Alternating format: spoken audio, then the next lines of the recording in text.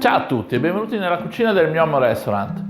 Oggi vi farò vedere come aprire e pulire le ostriche. Le ostriche sono un mollusco molto buono, normalmente si mangia crudo, quindi la prima raccomandazione: assicuratevi che siano freschissime e che siano vive. Per essere sicuri che siano vive basta vedere che siano integre, quindi che non siano aperte. Se sono aperte buttatele. Consiglio personale: io diffido anche di quelle con l'apertura facilitata perché incidono l'ostrica, se entra l'aria l'ostrica muore, perché si parla di mangiare un mollusco vivo e bisogna fare molta attenzione. Mantenete la catena del freddo, quindi sempre in frigo. Se le togliete dal frigo, come in questo caso, ghiaccio e le ostriche sopra. Una volta aperte rimangono nel ghiaccio, o se no le rimettete in frigo con un canovaccio sopra, da mangiare abbastanza velocemente. Non si possono tenere in frigo per tanto tempo. Non sono semplicissime da aprire, bisogna fare molta attenzione e soprattutto bisogna farlo in sicurezza. La raccomandazione è: usate attrezzature idonee, quindi un coltello per ostriche con l'impugnatura che protegge la mano, perché a volte può scappare e l'ostrica stessa vi può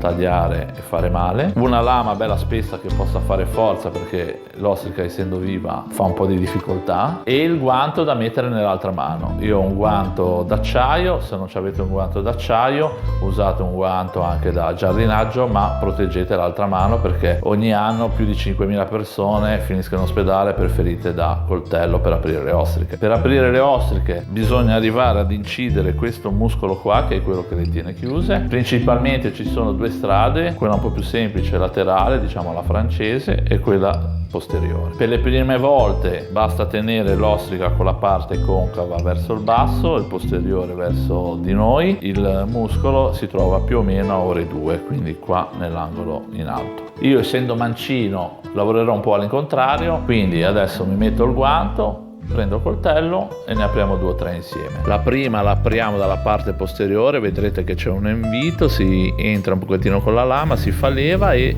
quando sentite questo rumore vuol dire che l'aria è entrata dentro. Si va a incidere, a tagliare il muscolo, si toglie la parte superiore, eliminiamo l'acqua, così togliamo anche un po' di impurità e l'ostrica è pronta. L'altra la apriamo dalla parte laterale. Io sono mancino, quindi vado all'incontrario, infilo il coltello, faccio un po' di leva, faccio entrare l'aria, vado a tagliare quindi il muscolo, tolgo la parte superiore, eliminiamo l'acqua, così si vanno a togliere anche un po' di impurità.